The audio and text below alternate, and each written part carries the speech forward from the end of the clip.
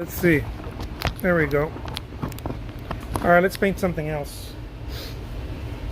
Huh.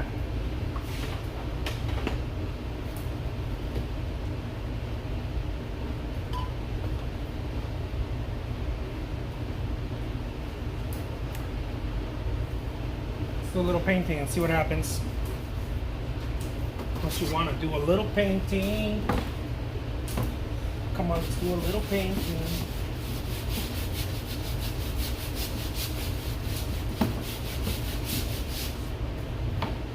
Okay, bye.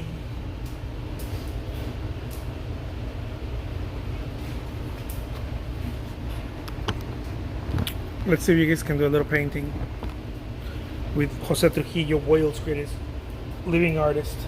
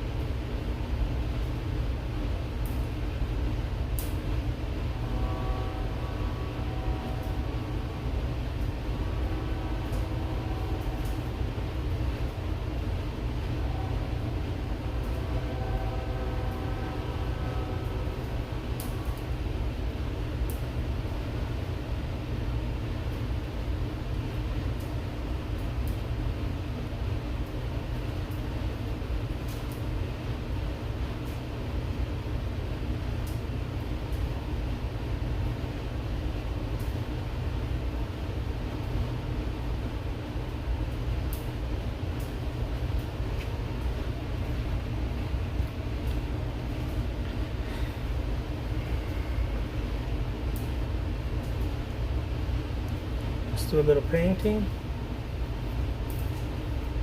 I mean, unless you don't want to do a little painting.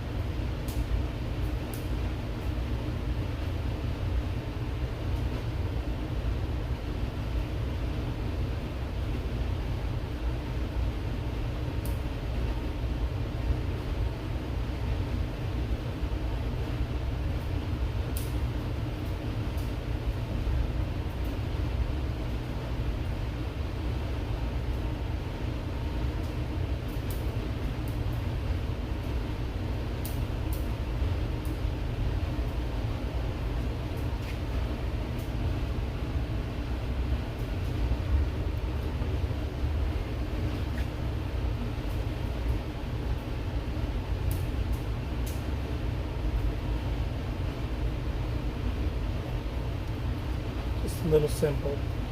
Just a few little brush strokes.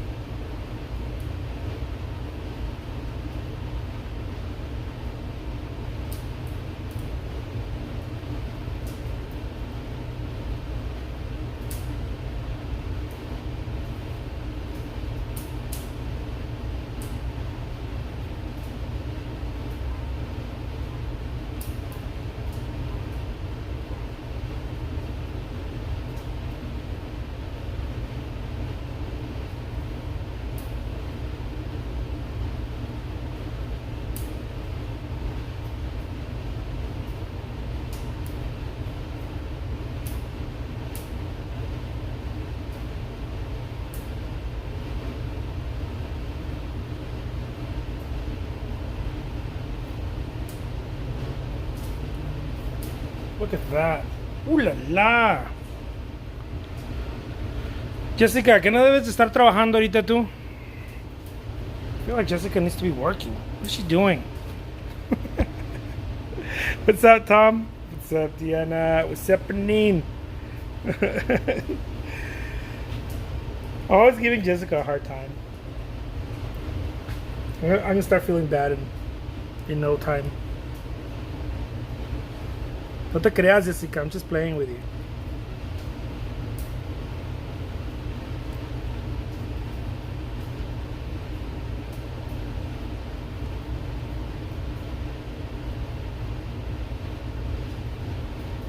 Look at that.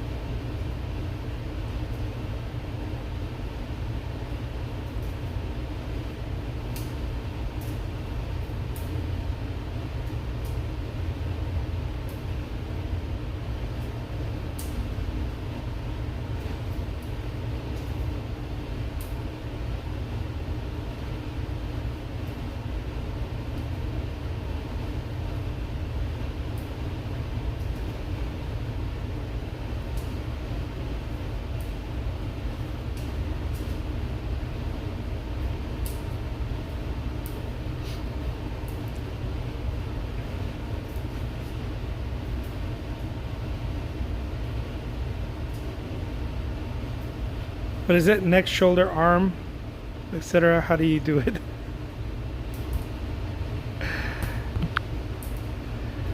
I've been painting often, but the neck, the physical pains. Oh my God, yeah. I didn't read that part. Salí a la 1:30, señor. I didn't read that. Yeah. No, it's horrible. Yeah.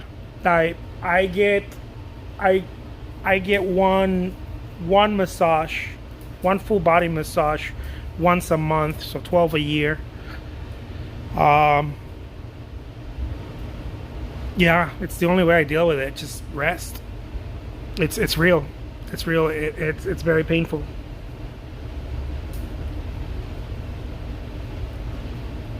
Which great artist did I study the most? I don't really have one that I study the most. It was from some I took something, from others I took something else. Like from Picasso, I took the idea of just creating. You just want to create. But from artists like Monet, I took the whole brushstroke thing, right? Monet had an impeccable brushstroke. So did Manet. Very few artists actually have had impeccable brushstrokes. Most artists just kind of rely on realism for their work. It's just a handful of artists who have had just an amazing brushstroke. I don't even know why I started focusing on brushstroke, to be honest. I probably should have never focused on that. I probably should have, coulda, woulda, right? I would probably be in a different place in my career had I never focused on brushstroke. Probably in a better place. I focused so much on brushstroke that I don't know. You know, you never know. Maybe this is the thing that separates me from most other artists. It's the one thing people talk about. When they see my work, they say, "Oh, it's the brushwork." But I spent a lot of time developing developing my breaststroke. I mean, insane amount, ridiculous amount of time. And that's why I said I spent so much time on it. I probably could have been in a different place in my career had I never really put that much attention to it.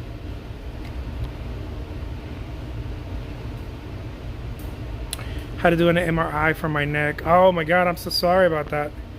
Yeah, the neck, this part right here, as you squeeze, this hurts a lot, like your carpal. What else? Your arm hurts a lot. Your back hurts a lot. A leg, if you're standing, one of your legs is gonna hurt a lot. Yeah, it's a lot of work. Honestly, I'm always complaining that I don't get paid enough. You should talk to my wife. I'm always complaining. Oh my God. Because it's so much pain, I'm always complaining that, man, I never get paid enough for the shit that I do. It's either that or it's my fun lifestyle. It's either that or maybe I spend a little too much. Who knows? I don't know which one it is.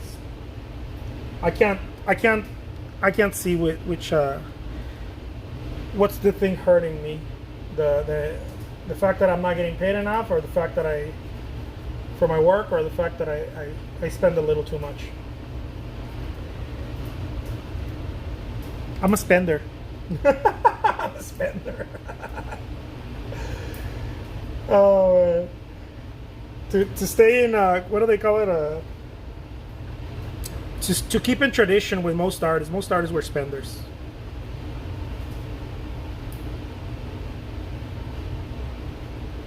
That's why I say I have a love-hate relationship with money, because I'm a spender. I want it, but then I don't like to keep it too long in my hands. I'm like, oh man, this thing started to bother me. It's in my hands way too long. Let's go spend it. Let's go do something with it.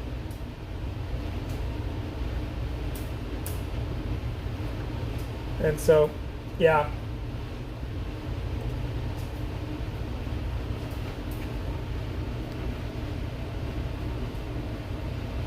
Es la edad, yo soy mayor. What's happening, Chris? Every great painting I've ever seen, you notice the brushwork. Oh, I love that. Hola, Lisette. ¿Qué tal? ¿Cómo estás, Lisette?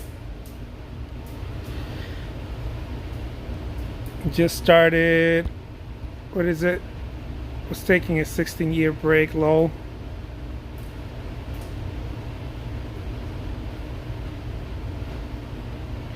What if we do it as long and as often like you? Yeah, if I mean it's available, right? People can do it, but it's a hell of a it's a hell of a commitment, right? Even I don't want to do it as long as I do it. I'm like, dude, it sucks to be Jose, man. I don't know. It sucks to be Jose.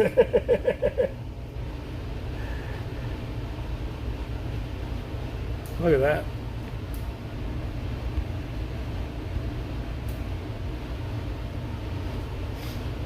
I'm always telling my wife, man, I feel like I'm not getting paid enough for this. You know how husbands complain to their wives? That's me. I'm like, my complaints are not like anything, like, you know, anything cray.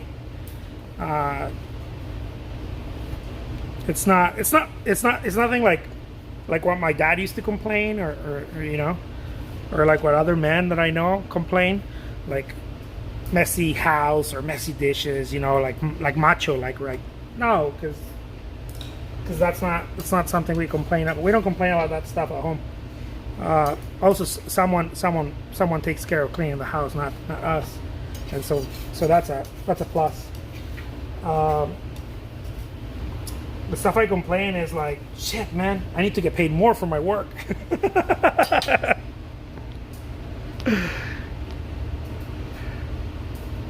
Yeah, the physical pain is real. spend it or someone will spend it for you. That's my reality. I'm like, I gotta spend these dollars, man. Someone else is gonna spend them for me.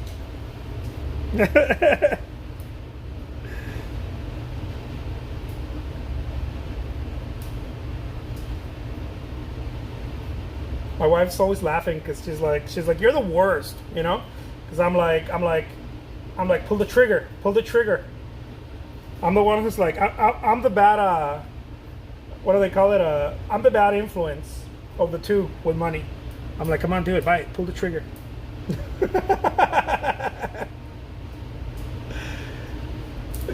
I'm always joking with my wife, and I'm like, I'm a rich man in a poor man's body. I'm in the wrong place.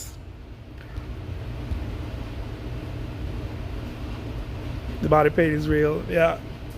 Knees and backs only get worse as time goes by. No, don't tell me that, Caroline.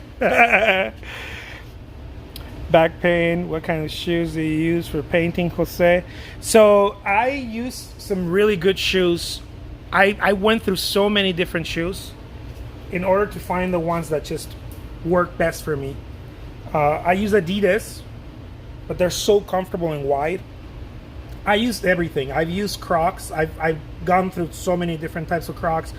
I've had a foam, what do they call it? That foam thing on the floor, specifically for your back, and all kinds of. I mean, I've done everything, or almost everything, I guess. I don't know what everything is, but I've done a lot of stuff. And for as long as the amount of time that I paint, I don't think there isn't any one thing that's going to help. So I do multiple things. I stopped using the foam because it started hurting my neck. Believe it or not, that mat, that foam mat, the foam mat that you see in like kitchens and whatnot, where people are standing for too long. I started using those, and my back pain went away, but my neck pain started. And so I was like, oh no, screw that. I'll deal with the back pain. I don't want to deal with the neck pain, because I've dealt with neck pains for a long time. I was in a bad accident when I was younger, and so I've dealt with neck pain my entire life, and I don't like neck pain. And so, but yeah, getting back to that, I do joke around with my wife. I'm like, babe, I think I was supposed to be rich. I was just born poor. I don't know how we're gonna deal with this. I like all the good stuff, and I can't afford it.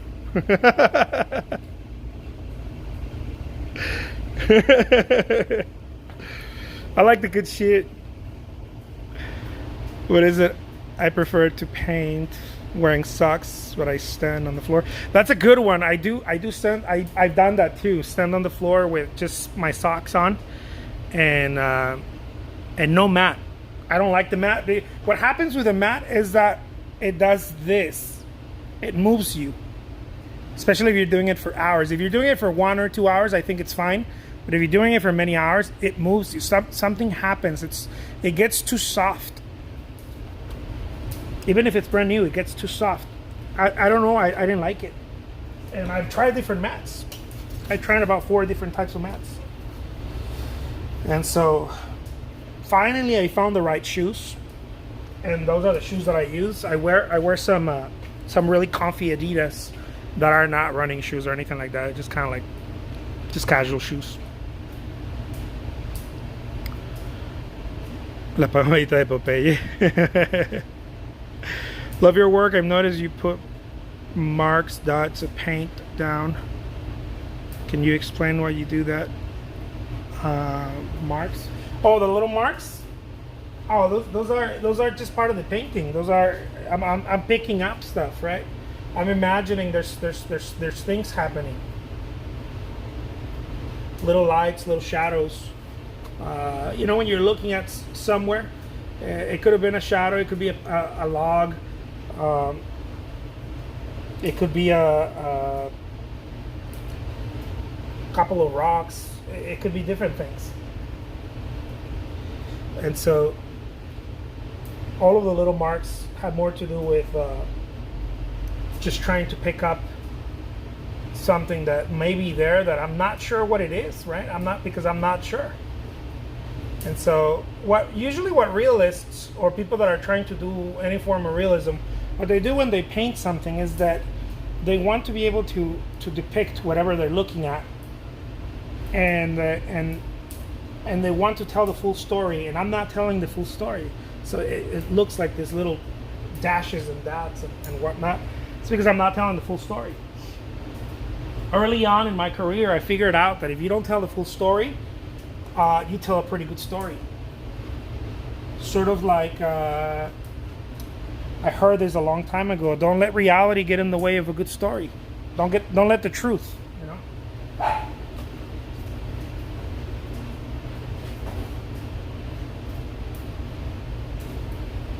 Usually we go to the movies now and it's like based on a true story.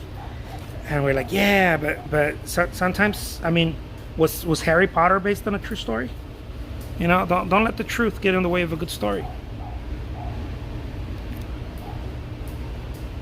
Just tell the story. I think after all, painting is that. You're just really telling a story. You're telling a story, a visual story. It's not animated. You're telling a story in a single place. Absolutely. And so what does that look like? So for example, I'm going to paint here a landscape, okay? So the idea of a landscape. It's not even a landscape because no one can paint a landscape. You can only paint your idea of a landscape, or your perception, or your impression, right? Of a landscape. So here's a landscape. I created a. So I'm imagining. Now all of this is foggy. It's almost like someone said it right. It's using your third eye. All of this is foggy to me. It's pretty foggy. Nothing is very clear to me, but I know something's happening. Look. I know things are happening, I just don't know what they are. I don't have a plan for them. But I know things are happening.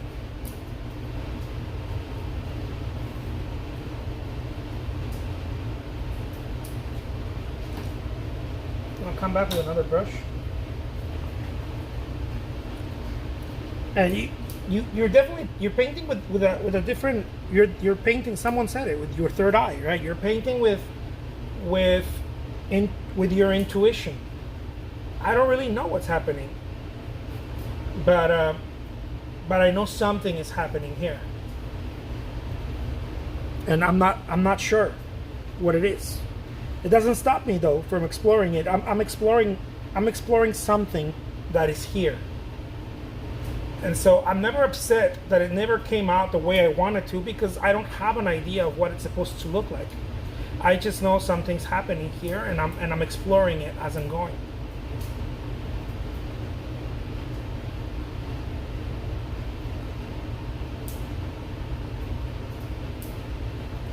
You see? So something's happening, but I'm not quite sure.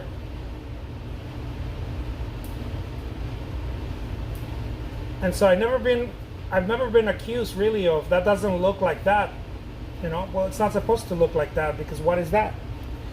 It doesn't look like such and such or so and so. Well, it's not supposed to. It's supposed to be a representation of it.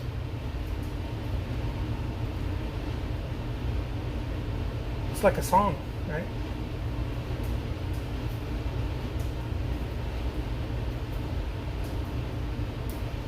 Someone singing a song doesn't mean they're showing you a movie. It's not a movie. You're doing that all in your head, right? You're doing all of that in your head. The gray, I love that gray.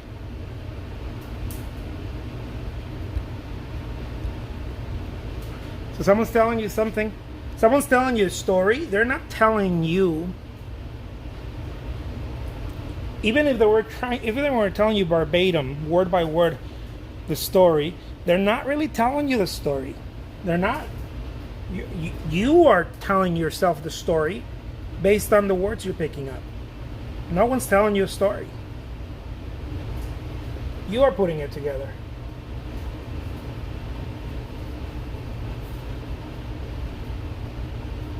It's just that we like to say that. We're like, oh, someone told me a story. Dude, no one told you a story. You put that movie in your head. You glued that piece together and made it into a running movie in your head.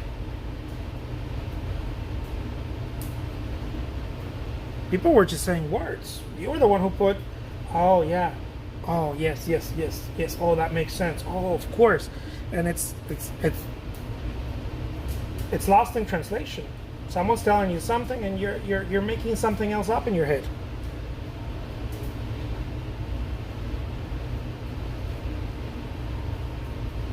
You know, even if they're telling you a story, it happened at night, and then what night do you envision? Is it what night? You know, it was open in the field at night. Okay, what is it? Your idea of a field? What is it? Is it a field like where Van Gogh used to walk? Is it a field in Wisconsin? Is it what field? What does it look like? What does the night look like? Is it very dark? Is it a green blue night? You know, so you're putting all the story together yourself. Just because of the word night, there's a million references that you could put together with the word night.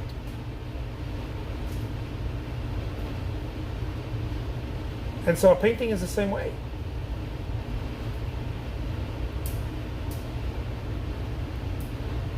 Nothing of what I'm painting is the reality. You in your mind are creating the reality of it. Your reality. You're placing it in a you're a movie producer. Everyone's mind is a movie producer. We just don't get paid like Spielberg. We do it for free.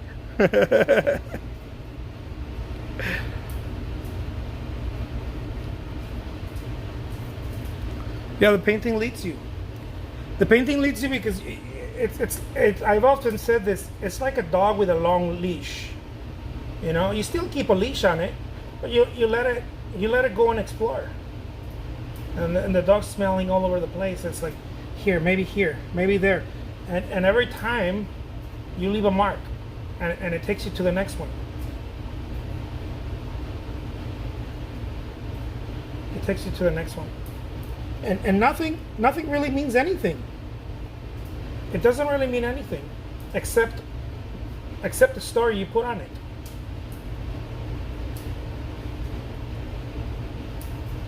Nothing means anything.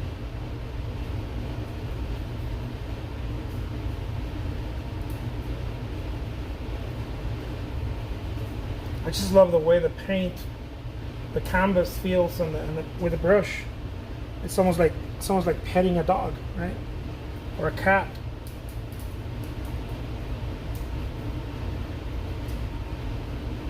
It's almost like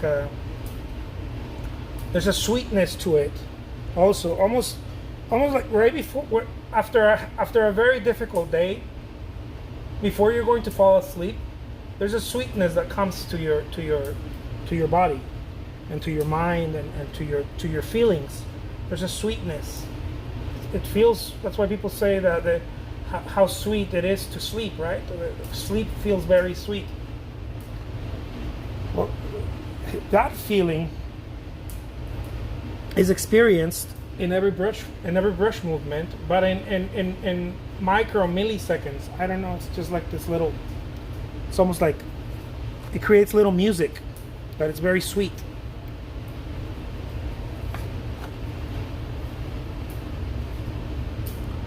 This is what I've experienced as an artist, and some days, right? It's overwhelmingly sweet, but most of the time it's just very sweet because I allow it to be. I don't impose anything on it. It's like a good relationship. Good relationship is something, right? You don't judge the other person. You don't ask. So how are your other relationships? You know, were you married, were you not married. No, a good relationship, you are quiet and you accept the possibilities of the new relationship with a person. You don't go looking for anything in the past. There's nothing for you there, because a good relationship is from this time and on, right? And so you accept and honor everything that is in front of you in that moment. It's a good relation, like a good friendship, a good romantic relationship. You leave each other alone, right? You leave each other alone. You give each other space to exist, to be.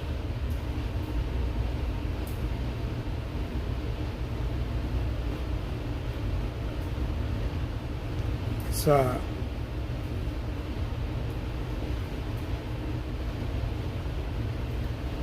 you let the other person fully be,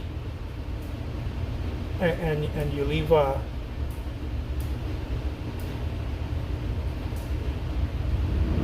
you leave them alone. Same thing with the painting. It's like a good relationship. You leave it alone. You let it be fully. There's nothing more important in painting than allowing the painting to be. Don't impose your will or yourself on it. Oh, it's not coming out the way I want it to. It's not supposed to. It's not supposed to come out the way you want it to, because if it comes out the way you want it to, it's not.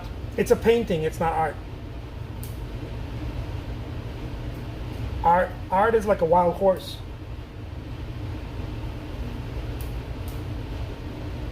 It's not supposed to listen to you.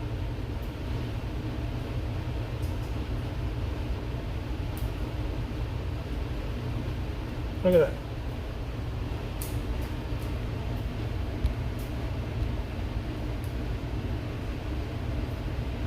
The dog example is a really great analogy. Oh, I love that.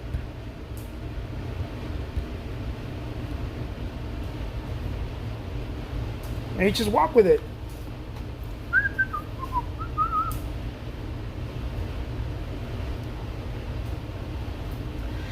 I really like the relationship example too, because in a good relationship you're not looking to be understood. You're looking to understand.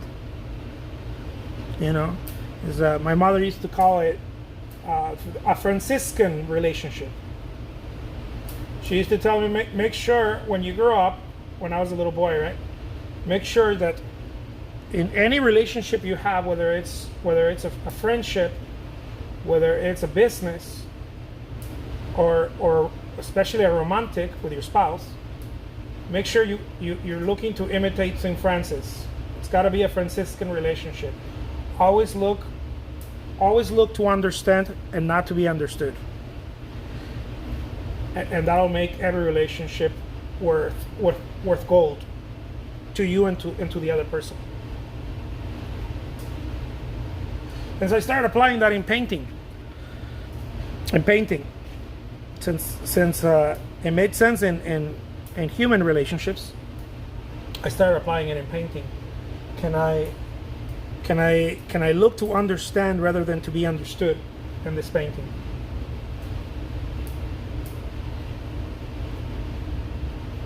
Meaning, can I do its will rather than mine, right? See? So I don't have an agenda for it, a specific agenda for it. I try not to, because if I have an agenda, I will lose. Because it won't meet my agenda, because I'm a human, my agenda is to corrupt. Because my agenda comes from wanting. It's corrupted. Not corrupted because I'm a bad person. No, it's corrupted because it wants. It wants, and if something wants, it can never be fulfilled. That's why you have that whole idea of art is never being satisfied, or perfectionism. It's because you keep wanting.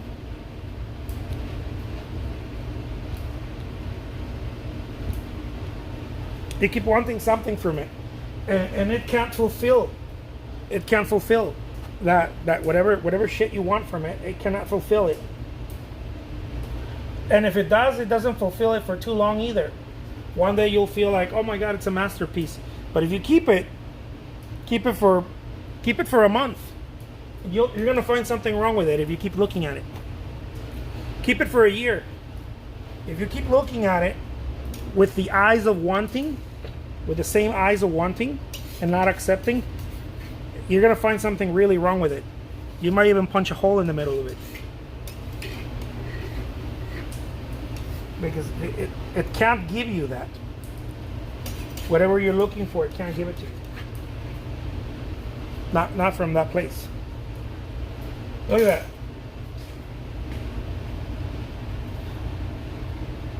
Yeah, there's a trust. You have to surrender to it.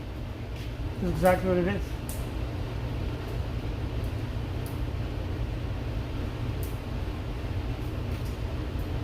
That's exactly what it is. And if you don't surrender to that, it's like a karmic thing. It keeps happening. It keeps putting you in the same position of dissatisfaction.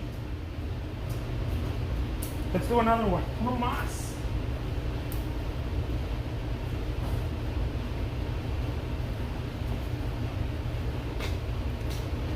It's almost like it's put there to torment you. until you get the message. It keeps annoying you to remind you that you're not going to get it from it.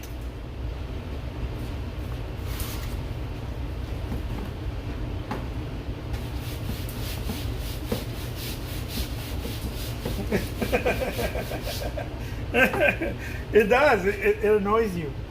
It's like, I'm gonna make your day miserable, man. And you're like, why are you trying to make my day miserable, painting? Because you think you're gonna get something from me, but you ain't getting shit from me.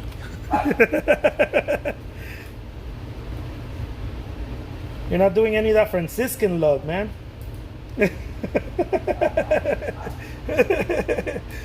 You're not, you keep wanting something from me, so I'm not gonna give it to you. Not because I'm mean or bad, but because I can't. It's that monster with many heads that the Greeks warned us about. Every head you cut, a new one is born. That was that's of course mythology, but it's meant to represent. It's meant to represent the origin of wanting. It's really meant to represent that. No matter what you take care of, something else is going to happen, and therefore you're not going to be fulfilled. A new head will be born out of it. Every head you slice, a new one's coming out. This is why I think it was Churchill who said, life is one damn thing after another. Because you can't fulfill it from that point. And a painting cannot give you that. That whatever itch you're trying to scratch, the painting won't give it to you. It's not supposed to. And as a matter of fact, it'll make it worse. Because it's trying to get you out of that mode. It's actually helping you. If you listen to it, it's helping you. The painting is helping you to get out of that mode. Look at that. And so the marks are, it's like me, like those engineers and the fields out in the ranches and whatnot. Not just engineers, but they're looking for water, current, right, to dig a well. And they have these rods, or whatever. They're like, they're looking for water. It's an old thing. It does work. People use it. People that own ranches, they know about that. Not overthink is the hardest part. Yeah, that is the hardest part. And so these little things that I do right here, look, these little things, it's me surrendering to the painting and looking for the current. I'm surrendering to. I don't have an agenda. other than a very simple thing. Other than a very simple thing. A little road right here, some little mountains. But I don't really have an agenda of what they're supposed to look like. And that road might not end up being a road. Or it might not end up looking like that or whatever, right? Because I can't stick to the agenda because the agenda never works. Not for painting with what people call it your third eye, right? Now with painting, those of you who are not very hippie, painting, what do they call it? What do they call that? Painting, oh my God, I forgot what they call it. Intuitively. You know, if I keep struggling trying to make that thing right, whatever that thing is, whether it's the road or the mountain, it's going to keep hiding from me. The more I keep looking for it, it keeps hiding from me. Because in intuitive painting, you have to surrender.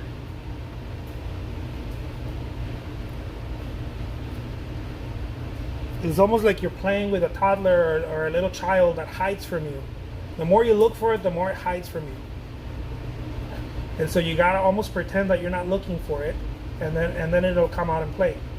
But you gotta pretend you're not looking for it. You gotta do one of those things that you're just, you know, you're minding your own business, and then it'll show up and start playing with you.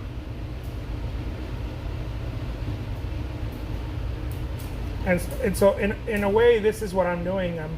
Every time I do this, and then I move, and see, I'm not looking for it. I too let it go. I go for it, and then I let it go, and I'll go somewhere else, and then it'll be like, oh, okay, let's play, because you don't want me that bad. Let's play, because you're not choking me, right? You're not choking me with your wants. Now, then it comes out and play.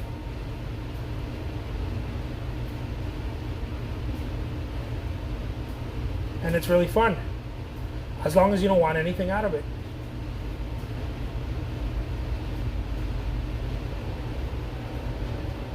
It'll give you a great painting. It'll a really great painting, because it's painting this way is very deep. It'll give you a great painting. Most people probably that buy my paintings don't realize how deep this shit is. Painting in a surrender mode.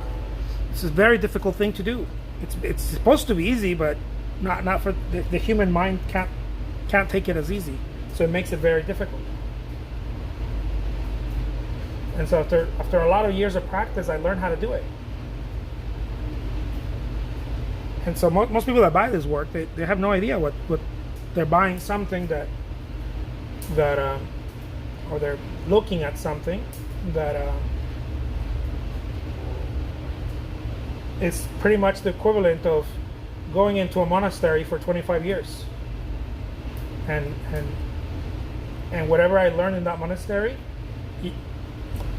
you get to keep in a painting.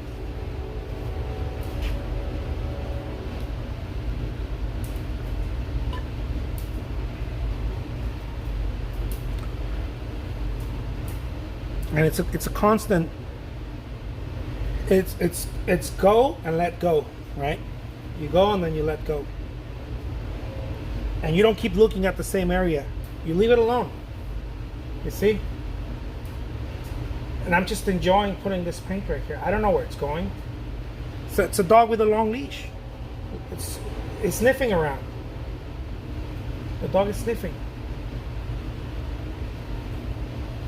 All I'm doing is enjoying the process of feeling the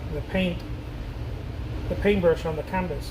But I don't have an agenda for it, because, you know, imagine you have a dog with a long leash, and then you tell it where it's gonna go and where it's gonna go next. That dog is gonna die of sadness. You can't be like, okay, well, first we're going here, and then you pull him, and then you say we're gonna go this way, but the dog is smelling somewhere else, and the dog wants to go somewhere. But then you pull him, you're killing the fun, right? And then you're telling the dog, have fun. Well, no. You just don't want to lose him. That's why that's why you have a very long leash, because you don't want to lose him, but you want him to go play. And sometimes you know, you can even let go of the leash if the dog is if you trust the dog enough that it's going to come back. You can even let go of the leash.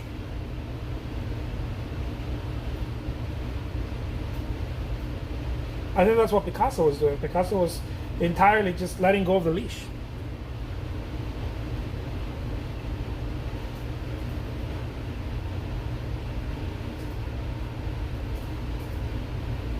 It's a very bold way of creating work.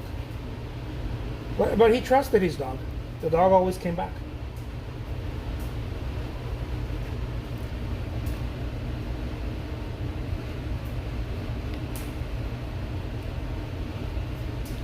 You should show your face. I'm sure it's not that bad. You know, I don't show my face that often because I don't want anyone to fall in love with me out there. I'm too handsome. It's not everybody can take this beauty. And so that is why. I'm way too handsome for this world. And I don't want to give. I don't want to give. What did I say last time? I don't want to give anyone false hopes. I'm taken already. Look at this. You see, just play with it. Just play with it.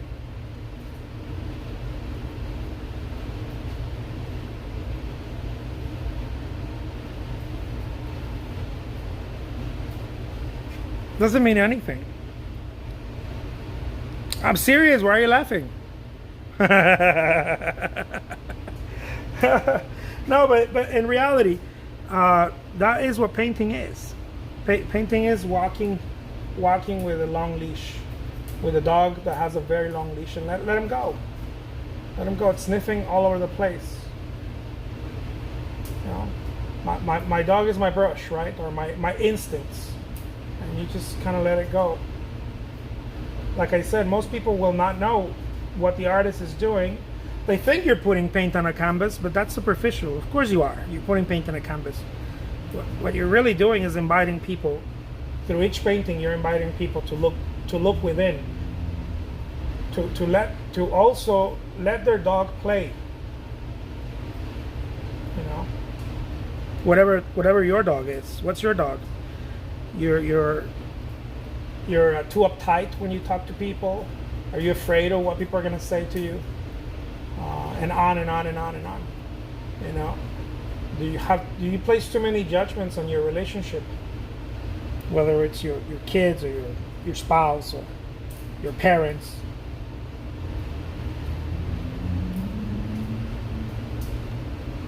Let it go for a little bit, just like I'm letting go of this painting for a little bit. Suspend your overthinking, just for a little bit, you know. Suspend it for a little bit, and then you have a painting. It's no longer a painting. It's a work of art. Anyone can paint, you know. Anyone can paint. If we are in the business of painting, we'd all starve. And we can't be in the business of painting. We're in the business of creating works of art. We need to create works of art.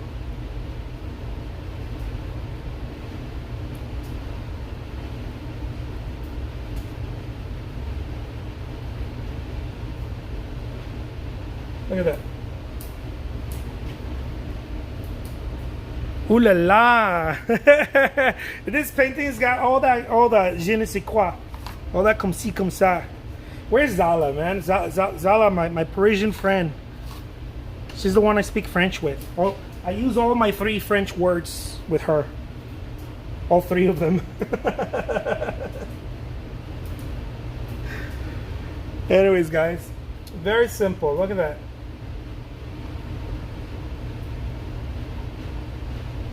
It's simple, but it's like playing an instrument, right? It's powerful. It's powerful. It's powerful. It's not. The goal is not to put paint on the canvas. The goal is almost to not put paint on the canvas. It's almost the opposite.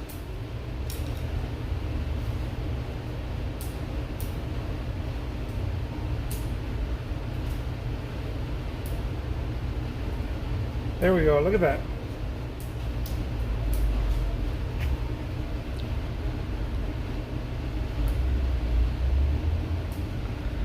Let's see, Art by Bliss says, I noticed that about you after watching you for the first time yesterday. You're always moving forward. I tend to feel like I'm making mistakes, so I go and overwork things.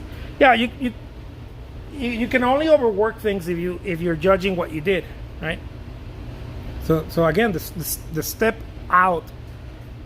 Albert Einstein had said this a long time ago. The only way to keep balance in life is like a bicycle, right? You have to keep pedaling. It's the only way to keep balance.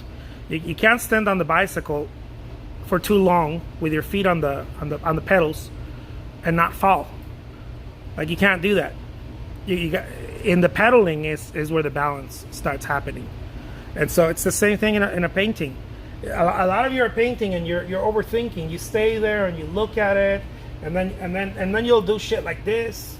You'll flip it, and then you'll put a mirror. All that trickery is meant to keep you away from the act of painting. You know, it's like if you're anything, a musician, a doctor, it doesn't matter. You know, I wouldn't want to go to a doctor who's like, yeah, I'm not sure about this, dude. I don't care if you're not sure, dude. Get that thing out. Or, you know, like I don't need you to not be sure right now. I need you to use what you trained your, I don't know, 12, 14 years of school, dude. That's what I need you right now for. I don't need you to overthink this. Go for it. Go for it. And you know, if it didn't work, it didn't work. Fuck it. But go for it, dude. You already know what you're doing. It's a trust thing. You have to suspend your disbelief. You have to suspend it in that time. That's what you've been training your whole life for. And so as an artist, you've already trained enough. Most artists have spent a solid 5 to 20 years, anywhere from 5 to 20 years of training, and they still think they're not good enough. It only really happens in art. You know, if you're a plumber, you don't go, I don't think I'm good enough after like 5 years of plumbing. You know, you don't go sit there and scratch your head and say, I don't think I can do it. I'm not good enough. Of course not. You're a plumber. You know what you're doing. You hang sheetrock or whatever it is, right? You can't sit there and think and be like, I don't know what I'm doing. Of course you know what you're doing. You've trained already for it. But in art, we have that belief that you're just never good at it. And you have to suspend that belief.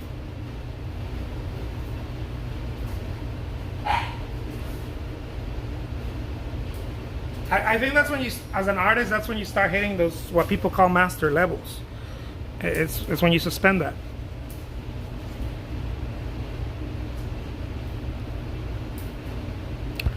So that's that, my friends. Let's paint another one. Let's see. I got another little painting here I'm gonna do.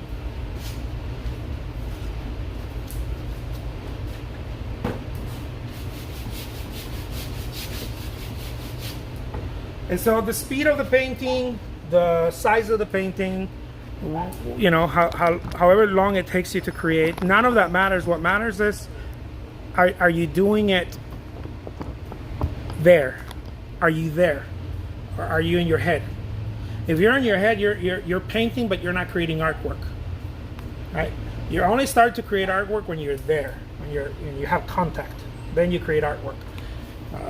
The French painter Degas already explained this. He said, only when I don't know what I'm doing is that I'm actually creating something good, meaning art. You think he didn't know what he was doing? He studied in the, what do they call it? École des Beaux Arts, and the best art school in Paris. You don't think he knew what he was doing? So he wasn't saying that he didn't know what he was doing. What he's saying is that he suspended his ideas of knowing or not knowing. It's very philosophical. but it's very practical too. He knew what he was doing. Same thing with what's his name?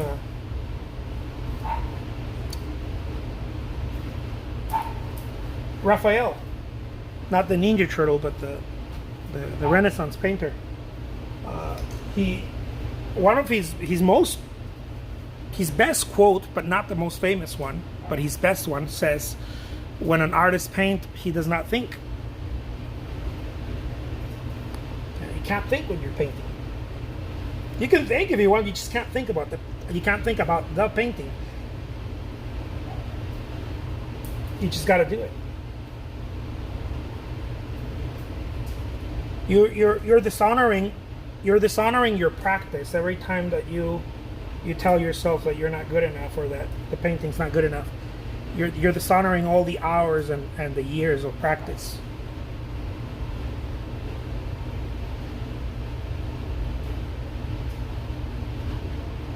I hope that helps.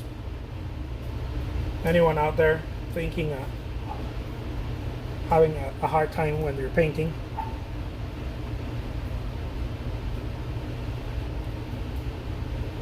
You're as good as you'll ever be in that moment. So what do you got to lose?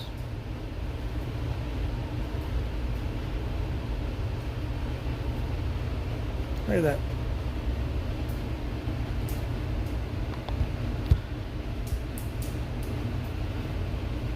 Thank you so much. Thank you so much, Sam.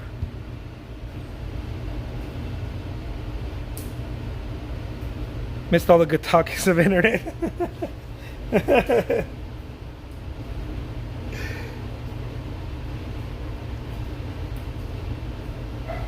Diana, you're missing my rants.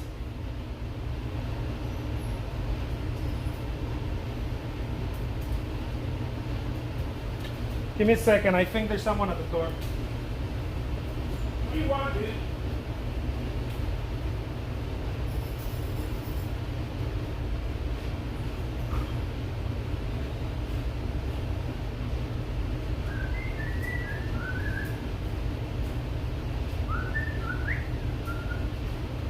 All right. Yeah, it's my wife. Habibi. I love that. Yeah, yalla yalla habibi. I love rants. Exceptional and valuable info. Thank you. Thank you so much. I'm gonna save it. It's a pretty good rant. It's one of those Meister rants.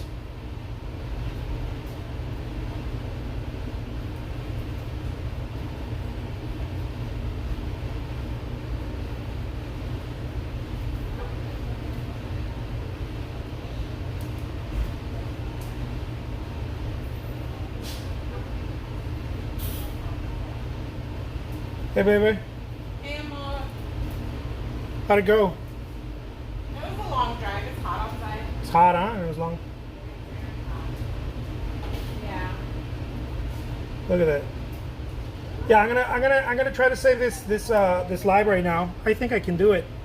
Sometimes it doesn't save it because I have a lot of videos on my phone that I have to erase. I have to get rid of. But I'm definitely gonna try to save this one. Okay. This one's going on YouTube too. We're gonna get together at 7:30, right? Yeah.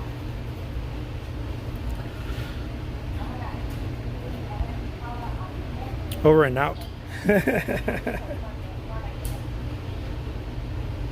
Man, the rant is all the cream. It's all the good stuff. It's when I get to step on my ivory tower and point fingers at everybody. Okay, Mom, love you. is when I get to be super judgy. Look at that.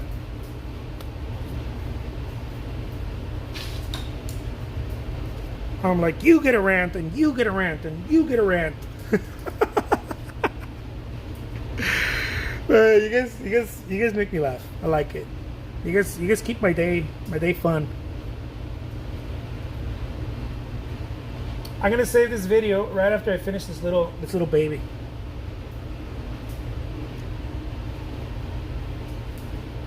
So some of this art is going to eBay. I'm auctioning the art, as some of you know, and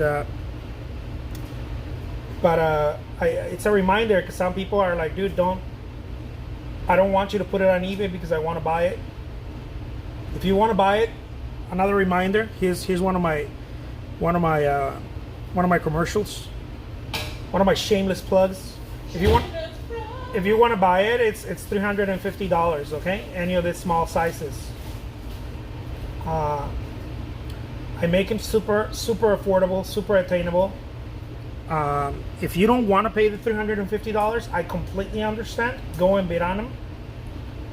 It's just that someone else might want it too, and you have to wait 10 days though, before the bidding ends. As opposed to in 10 days, I'll probably have shipped this out to you already. And so it's a matter of time and you know, availability. So anyways, I opened this up a while back because people were contacting me and saying, hey, I don't want you to sell it. I don't want you to put it on eBay. Can you just sell it to me? And so there's that option. I don't have that option on eBay. Okay, I don't have it available on eBay because I don't want to mess with something that already works for me. So some people have also asked me, why don't you make it readily available on eBay as well as the auction? And the reason why I don't do that is because I got something already working for me on eBay, and I don't want to disrupt. You know, don't mess with what already works. It might work even better if I put the auction and then I put, you know, buy it now for, you know, $350 or whatever.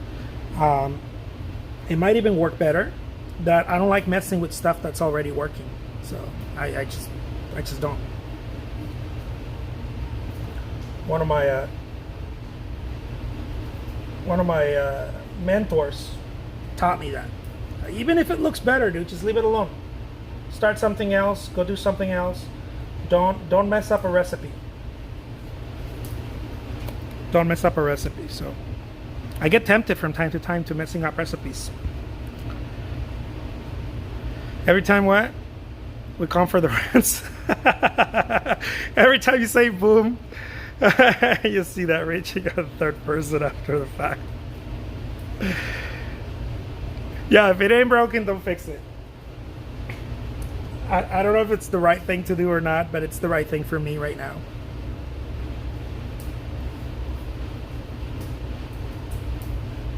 Same thing with commissions. People ask me all the time, hey, can you just have this set price for commissions? And no, it's because it's again, it's something that works for me, right? There's so many different variables.